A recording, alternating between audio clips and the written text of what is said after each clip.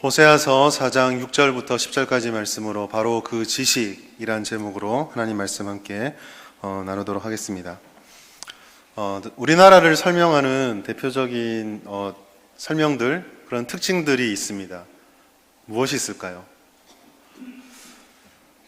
예전에 저희가 어릴 때 한국 그러면 제일 많이 들었던 이야기는 동방예의지국입니다. 동쪽에서 예의가 참 바른 나라다라는 거죠. 요즘은 그 말을 좀 신뢰하기가 쉽지가 않습니다. 인사도 잘 안 하고 좋은 말이라고 해주면은 위아래로 막 훑어보고 들어보지도 않고 막 그러는 아이들을 보면서 동방예의지국은 이미 꿈속의 이야기구나라는 생각을 한 번씩 하게 됩니다. 이 외에도 요즘 들어서 우리나라를 좀 특징 짓고 우리나라에 이런 특징이 있다라고 내세울 게 있다라고 한다면 어느 나라를 가도 인정하는 것 중에 하나가 부지런한 민족, 근면하고 성실한 민족, 그리고 높은 교육열을 그 특징으로 삼을 수가 있습니다. 오늘 우리가 반주했던 친구들이 제가 알기로는 다 고3 친구들로 알고 있는데요. 우리나라 고등학생들 생활 아시죠? 아침에 8시도 되기 전에 학교에 가서 그 속된 말로 별 보고 나가서 별 보고 들어온 아이들, 정말 집은 여관이죠. 그냥 잠시 잠만 자고 가는 그런 생활을 합니다. 1년 하나요? 자그마치 3년을 그런 생활을 합니다. 쳇바퀴처럼 막 돌아가고 선행교육, 선행학습은 당연한 상식이요, 학원은 선택이 아닌 필수라는 문화 속에서 우리는 살아가고 있습니다.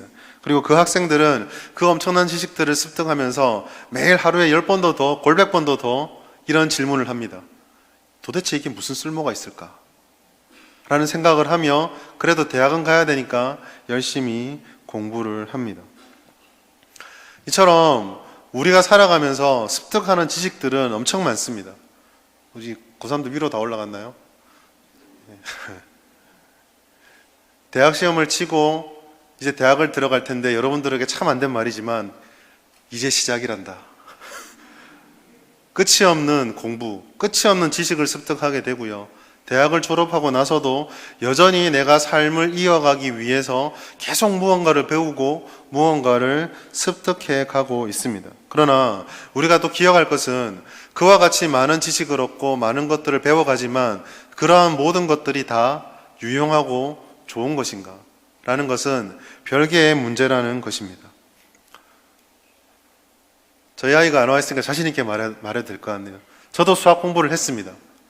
어젠가 그제 저희 아이가 시험을 쳤거든요. 시험을 치면서 공부할 때 항상 하는 레파토리가 있죠. 다 쓸모가 없어. 마음속 깊은 곳에서 저도 말합니다. 맞아. 쓸 데가 없어. 저도 열심히 배웠지만 별로 쓰지 않거든요. 이처럼 우리가 많이 배우지만 그 중에 중요한 것이 있고 계속 쓰는 것도 있고 많이 배웠지만 별로 쓰지 않는 것들도 종종 있습니다. 우리가 살아가면서 얼마나 많은 것을 배우느냐도 중요하지만 그걸 어떻게 잘 분별하고 그걸 어떻게 잘 쓰는가도 정말 중요하다는 것이죠. 그런데 이러한 지식의 분별 문제, 무엇이 중요한가, 무엇이 중요하지 않은가는 예수 믿는 우리들에게 훨씬 더 중요합니다. 왜냐하면 우리가 살아갈 때 말하는 지식은 예수를 믿지 않는 사람들이 아는 지식보다 하나가 더 있기 때문입니다. 그것은 바로 우리의 영혼을 채우시는 영원한 지식, 그 주님의 말씀의 지식과 하나님의 말씀과 섞이지 못하는 세상의 지식이라는 또 다른 분별의 기준을 우리가 가져야 되기 때문입니다. 그리고 오늘 우리가 읽었던 이 호세아서 말씀은 바로 그 지식의 문제에 대해서 우리에게 이야기해주고 있습니다. 호세아서가 처음 들어가면 1장부터 3장까지는 약간 상징과 같은 이야기들이 시작되다가 오늘부터 시작되는 오늘 우리가 보았던 이 4장부터 시작해서 그 서술의 이야기, 서술식으로 쭉 기록이 되어 있습니다. 무슨 말이냐면 오늘 이 4장부터 하나님께서 이스라엘 사람들에게 진짜 하고 싶은 얘기들을 이제 가감없이 막 하시기 시작한다라는 것이죠. 그리고 그 시작을 알리는 첫 마디가 너희에게 하나님을 아는 여호와라는 지식이 없다라는 징계의 말씀, 그 책망의 말씀으로 시작한다라는 것을 우리는 주목해 볼 필요가 있습니다. 대부분의 선지서가 그러하듯이 이 호세아서도 쭉 읽어보시면 별로 유쾌하지가 않습니다. 잘못했으니까 벌 받아야 되고 내가 그 벌을 곧 줄 거니까 정신 차리고 겸손하게 받아들여라. 그러면 이러한 것들이 올 것이고 이러한 일들이 있을 것이다 라는 왠지 좀 엄마 아빠가 우리를 야단칠 때에 너 이렇게 안 하면 안 돼! 라고 하는 그 말을 듣는 기분이 선지서를 보면은 자꾸 들게 되어 있습니다. 논쟁이라고 말하고 고소라고 말하는 고발이라고 말하는 그런 단어들을 계속 반복해서 선지서는 사용하고 있습니다. 그리고 오늘 그 선지서의 말씀 호세아 4장을 시작하며 오늘 읽지 않았지만 이 이스라엘 사람들에게 무엇이 없다라는 강한 질책의 말씀을 주고 있습니다. 오늘 4장 2절 말씀 보면 4장 1절 말씀 보면 이스라엘 사람들에게 세 가지가 없다라고 말씀하고 있습니다. 그들에게는 진실이 없습니다. 그들에게는 인애가 없습니다. 그리고 이들에게는 여호와를 아는 지식이 없다. 이 세 가지가 없다라고 하나님께서 말씀하고 있습니다. 대신에 이 세 가지가 없는 대신에 훨씬 더 많은 것을 이스라엘 사람들이 가지고 있습니다. 그런데 이 사람들이 가지고 있는 게 별로 좋은 게 아닙니다. 무엇입니까? 2절에 보시면 저주, 속임, 살인, 도둑질, 간음, 포악으로 인한 피가 피를 뒤이는 모습, 이 6가지가 이스라엘 사람들에게 있다라고 되어 있습니다. 이런 건 없어도 좋은 것이죠.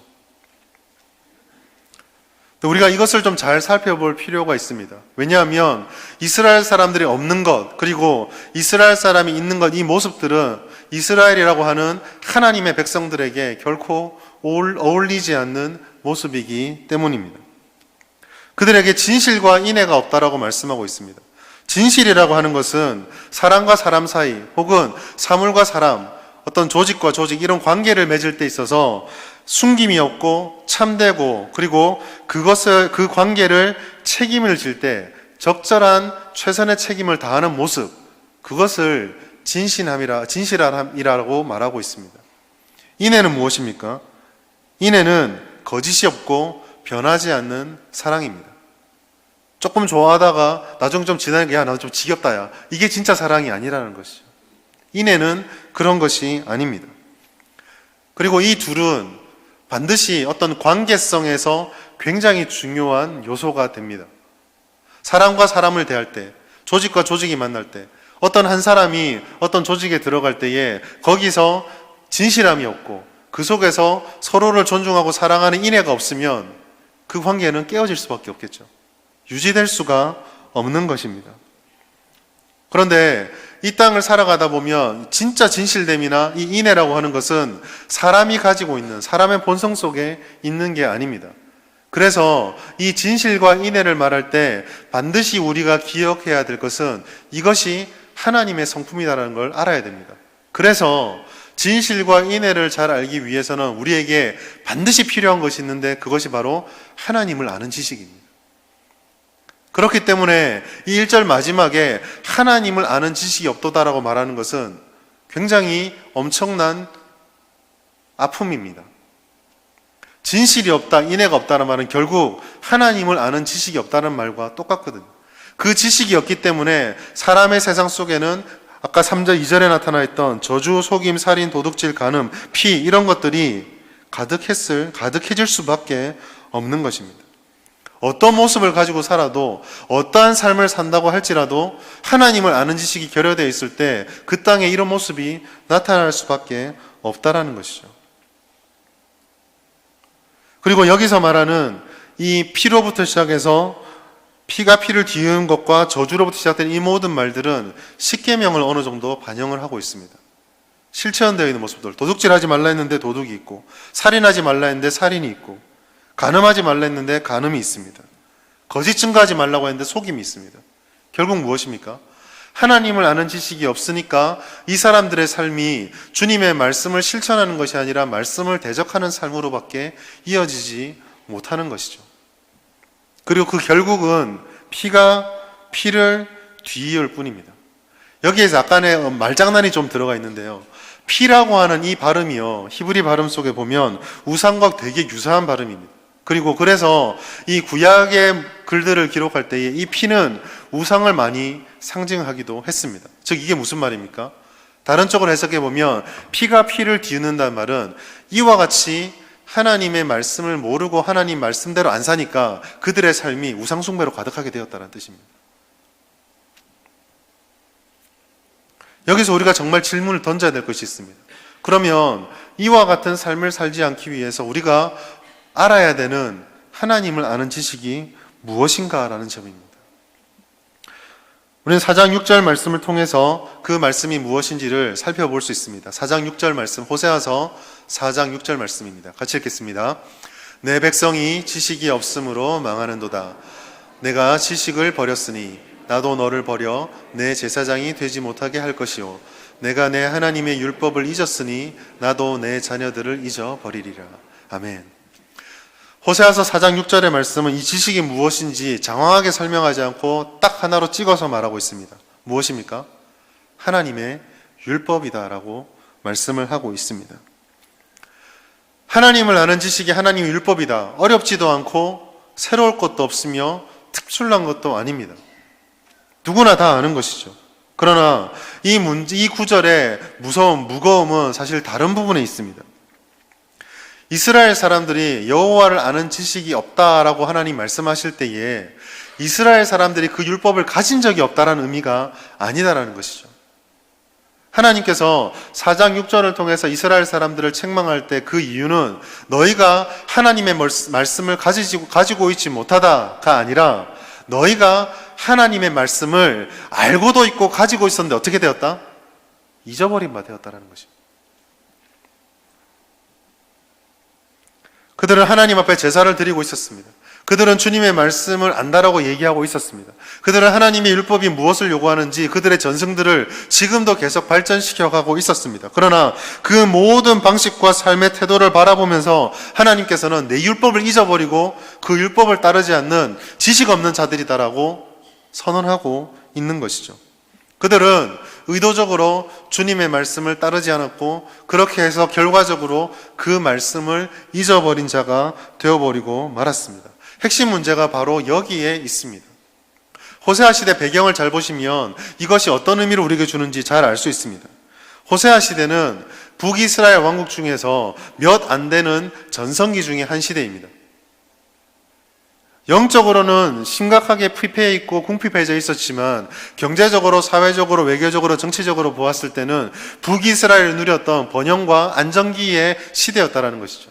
그 결과 북이스라엘의 제사가 굉장히 활성화되기 시작했습니다. 재물이 넘치니까 예루살렘이 아니라 여로보암이 세워놓았던 그 사마리아 성전에 최상의 재물들이 계속 몰려 들어오는 겁니다. 제사를 빠지지도 않습니다. 우리식으로 말하면 눈만 뜨면 예배가 있고 주일에 교회가 차고 넘치는 것이죠. 감격이 있고 좋은 찬양이 있고 잘 갖춰진 성가대가 있고 잘 갖춰진 예배 형식들이 매번 드려지고 있는 것입니다.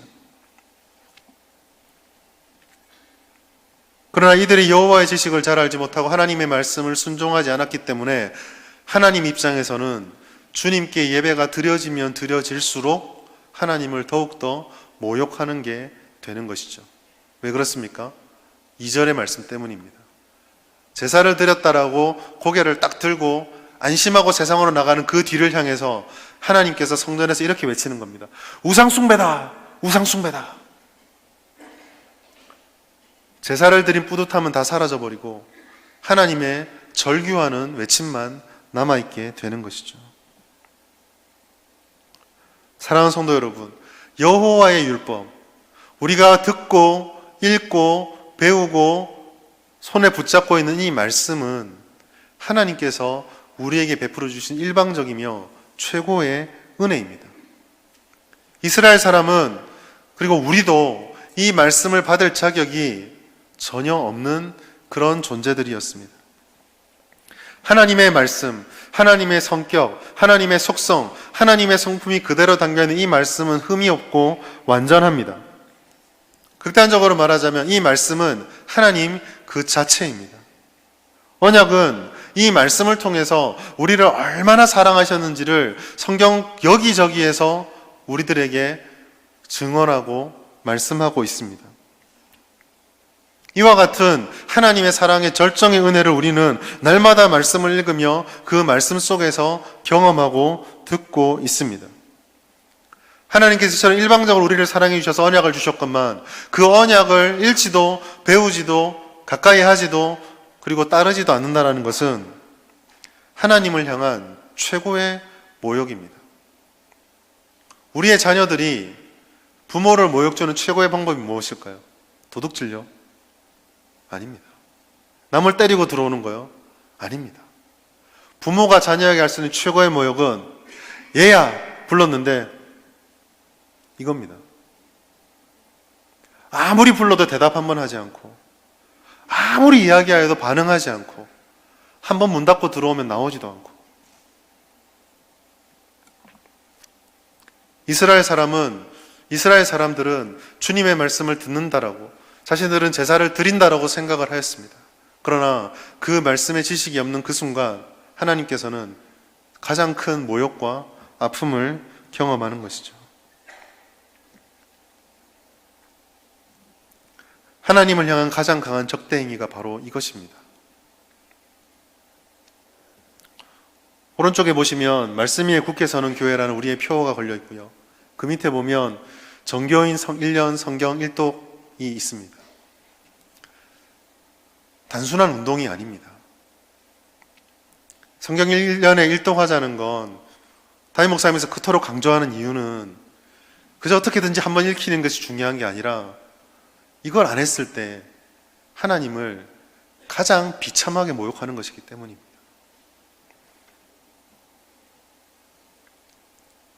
사람들은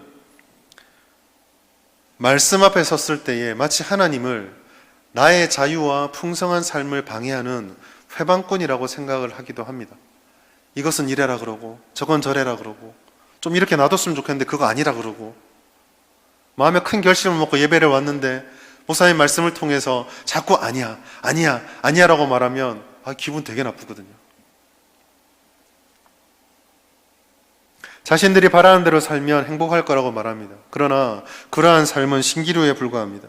아무리 인권을 외치고 세상적으로 많이 가지는 것이 우리들에게 모든 것을 보장해준다 말할지 모르겠지만 그 모든 것들은 결국 사라져버리는 신기루에 불과합니다. 우리의 심령 가장 깊은 곳에서부터 주님의 말씀의 은혜가 샘솟지 아니하면 우리 마음의 샘물에서는 죄로 인해 타락해버리고 더러워진 오염수를 끊임없이 뿜어낼 뿐입니다.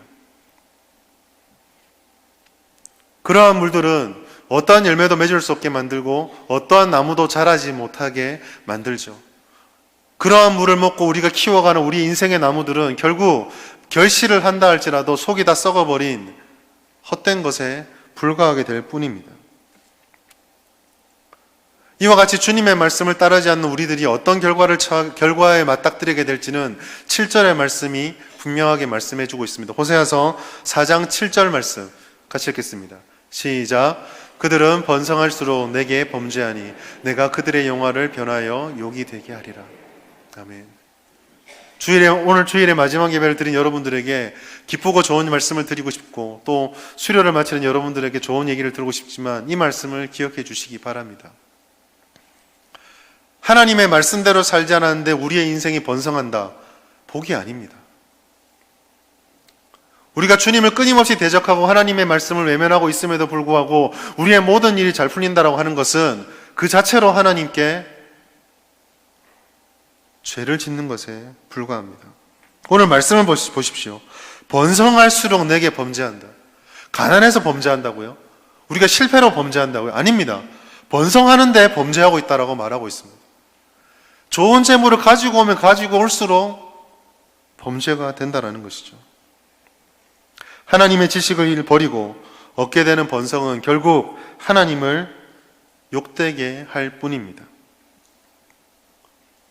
그러므로 우리는 항상 참 지식을 얻기에 힘을 써야 합니다. 우리는 하나님의 아는 지식을 우리의 마음에 새기고 더욱더 확실히 새기고 새길 수 있을 때까지 새기며 그 말씀을 지켜 살아가야 합니다. 그럼 이 참 지식을 얻기 위해서 우리는 어떻게 해야 될까요? 첫째로 여호와를 아는 지식이야말로 가장 큰 은혜다라고 우리들이 확신할 수 있어야 합니다. 오늘날 우리가 살아가는 이 시대는 다양한 사상들과 다양한 생각들이 존재하고 있습니다. 얼마나 많은 사고와 얼마나 많은 의견들이 우리들 가운데 충만한지 모릅니다. 사사기에서 말했던 것처럼 각자의 소견이 얼마나 다양한지 다 셀 수도 없을 지경입니다. 그러나 이러한 사상들의 흐름 속에 우리가 정말 대적하고 경계해야 되는 것이 있는데, 그것은 바로 하나님을 추구하지 않는 것입니다. 하나님을 추구하지 않을 뿐만 아니라 이 어떤 사람들은 이렇게 이야기를 합니다. 우리들을 인정해주고 우리의 생각이 옳다 해주며 우리가 원하는 것을 이루어 줄 때야말로 하나님은 참 하나님이다 라고 생각을 합니다. 여호와를 아는 지식은 그런 것이 아닙니다. 여호와를 아는 지식은 내가 무엇인가를 하기 위한 도구가 아닙니다. 여호와를 아는 지식은 그 자체야말로 가장 소중한 은혜이고 그것이 전부입니다. 우리의 모든 계획과 우리의 모든 삶의 현실들이 당장 손앞에 쥐어지지 않는 것처럼 보인다 할지라도, 우리가 오랫동안 계획했던 모든 일들이 다 무너져 내린다 할지라도 여호와의 말씀이 완전히 서면 그것이 선한 것입니다. 왜냐하면 그 은혜, 그 말씀이 최고의 은혜이기 때문이죠. 이 소중한 지식을 맛보고 그 지식의 은혜를 고백하는 사람은 이 지식에 맞추어서, 이 지혜에 맞추어서 우리의 삶의 모든 것을 조정합니다. 당연한 일이 아니겠습니까? 어떤 사람이 촛불을 켰습니다. 촛불을 잘 켜고 있다가 누가 방에 불을 탁 킨 거예요. 얼마나 화내졌겠습니까? 근데 어느 사람이 그 불 킨 사람한테 야, 촛불 안 보인다, 불 꺼라! 그럴 사람이 어디 있습니까? 당연히 불을 꺼야죠. 하나님의 말씀의 찬란한 빛이 우리 영혼에 비추어오면 우리가 빛이다라고 믿었던 그 촛불을 꺼야 합니다. 그게 마땅한 바입니다. 우리는 이런 말씀의 자세를 가져야 됩니다. 바뀌어야 하는 것은 우리이지 하나님의 말씀이 아닙니다. 이런 자세로 말씀을 읽고 이런 자세로 기도를 드려야 합니다. 이런 자세로 예배를 드려야 합니다. 여러분, 예배를 통해서 우리는 하나님의 은혜를 받습니다. 아멘이십니까? 그러나 50점입니다. 은혜가 예배의 궁극적인 목적은 아닙니다. 예배를 통해서 하나님께서 우리에게 하신 일을 인정하고 하나님께 마땅한 영광을 올려드릴 때에 하늘로부터 우리에게 내려오는 그 결과물이 은혜인 것이지, 은혜 자체가 예배의 목적이 되는 게 아닙니다. 이런 작은 하나에서부터 하나님의 말씀을 중심으로 우리의 삶을 조정해 가야 됩니다. 우리가 무엇을 받을까가 아니라 이 큰 은혜를 주신 하나님께서 무엇을 원하실까를 항상 물어야 되는 것. 그것이 하나님을 아는 지식이 가장 큰 은혜입니다를 인정하는 신앙생활입니다.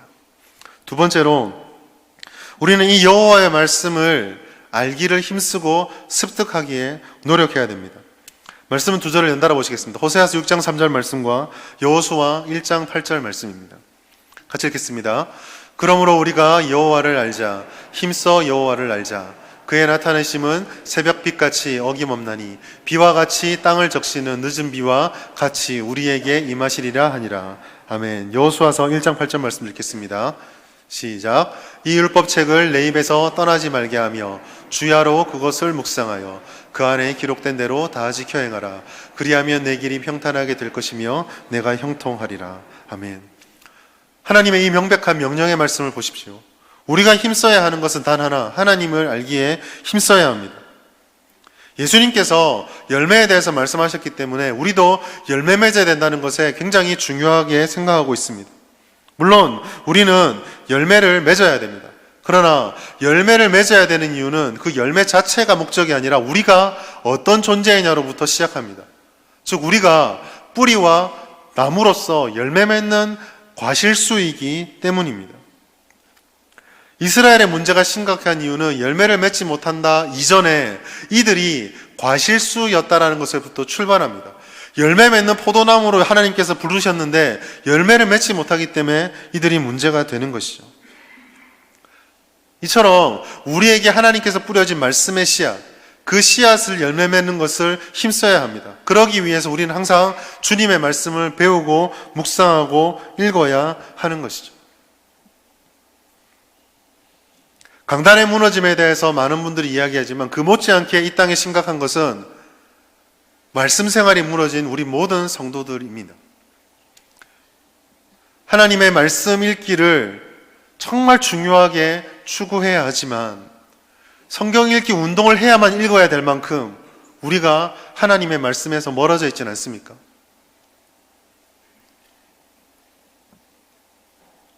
밥 먹기 운동 안 하잖아요. 2020년 새해가 되었으니까 1월 한 달 동안 새끼밥을 먹읍시다. 운동하지 않잖아요. 그런데 우리는 왜 매해마다 올해는 1도 갑시다, 내년에는 1도 갑시다, 그 해는 1도, 왜 이런 얘기를 해야 할까요? 그만큼 우리가 하나님의 말씀을 가까이 하지 않기 때문 아닐까요? 하나님께서 어떤 분이신지, 그분의 뜻과 계획이 무엇인지, 우리가 추구해야 될 삶의 목적이 무엇이며 우리는 어떤 존재들인지 하나님의 말씀을 통해서 깨닫고 배워야 합니다. 위대한 지도자 모세를 뒤이은 여호수아, 이스라엘의 모든 교육, 이집트의 모든 교육을 받았던 제왕학의 달인인 모세 뒤에서 평생 종살이를 했던 여호수아는 얼마나 자괴감이 들었을까요? 나는 말도 잘하지도 못하고 공부도 못했고 모세 보니까 어마어마한 일들 하는데 난 물도 못 가르고, 그런 여호수아를 향해서 하나님께서 주신 것은 능력이 아니라 말씀 읽고 말씀 배우고 말씀대로 살아라. 그러면 모세 못지않은 형통을 주겠다라고 하나님께서 말씀하신 것. 여호수아에게 필요했던 것은 모세를 모방하는 것이 아닙니다. 여호수아에게 필요했던 것은 하나님 말씀 앞에 바로 서는 것이었습니다. 우리 한국교회는 놀라운 부흥을 경험했습니다. 그러나 지금은 어려움을 겪고 있습니다. 그런 이때에 지금 우리에게 필요한 것은 어쩌면 과거에 우리가 누렸던 그 화려함으로 돌아가기 이전에 지금 우리를 향해서 주시는 하나님의 말씀을 다시 한번 선명하게 붙잡는 것일지도 모릅니다. 하나님의 말씀을 듣고 배우기를 힘쓰는 우리 모든 성도님들 되길 바랍니다. 마지막으로 단순한 알을 넘어서 삶에서 드러나는 행위가 있어야 합니다. 하나님의 말씀을 듣는 것만큼, 배우는 것만큼 중요한 것은 그 말씀을 따라 사는 것입니다. 이스라엘 사람들은 주님의 율법을 알고 있었습니다. 그러나 그들은 제사를 드렸다라는 만족만 가지고 6일의 삶을 자기들 마음대로 살며 우상 숭배를 하였습니다. 바른 지식이 없는 것도 위험하지만 알고 있는 것을 실천하지 않는 것도 기독교 신앙에서는 위험합니다. 수많은 주님의 말씀을 수천 구절, 수백 구절 암송하는 것보다 더 위력이 있는 것은 한 구절을 삶으로 살아내는 것입니다. 야고보서는 바로 이 부분을 우리에게 정확하게 말씀해주고 있습니다. 야고보서 2장 17절부터 18절까지 말씀입니다. 같이 읽겠습니다. 이와 같이 행함이 없는 믿음은 그 자체가 죽은 것이라. 어떤 사람은 말하기를 너는 믿음이 있고 나는 행함이 있으니 행함이 없는 내 믿음을 내게 보이라.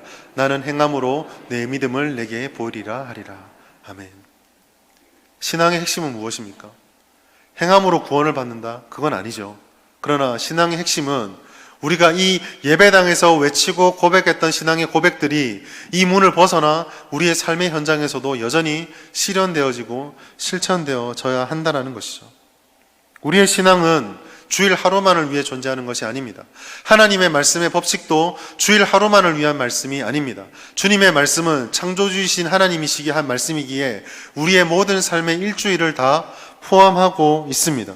우리의 신앙은, 여호와를 아는 지식은 우리의 삶 전체를 통해서 증명되고 실천되어져야 합니다. 교회 안에서의 우리의 열심은 이 문을 넘어서서 저 세상을 향한 구별됨까지 이어져야 한다는 것이죠. 그것을 위해서 우리에게 은혜가 필요합니다. 저 세상 속에서 우리는 다수가 아니고 소수입니다. 주님의 말씀을 듣고 있는 우리들이지만 그 말씀으로 헤쳐나가진 세상은 잔잔한 파도가 아니라, 잔잔한 물이 아니라 험난한 파도입니다. 그 파도를 헤치기 위해서 우리에게는 성령이 필요하고 우리에게는 주님의 능력이 필요합니다. 바꿔 말하면 그러한 삶의 실천을 부딪히지 않을 때 우리에게 성령의 능력은 굳이 필요 없다라는 것이죠. 이것이 우리가 그토록 부르짖음에도 불구하고 하나님의 은혜를 경험하지 못하는 이유입니다. 파도를 헤치는 것이 아니라 파도를 피하기 때문에 굳이 파도를 해칠 능력이 올 필요가 없는 것은 아닐까요?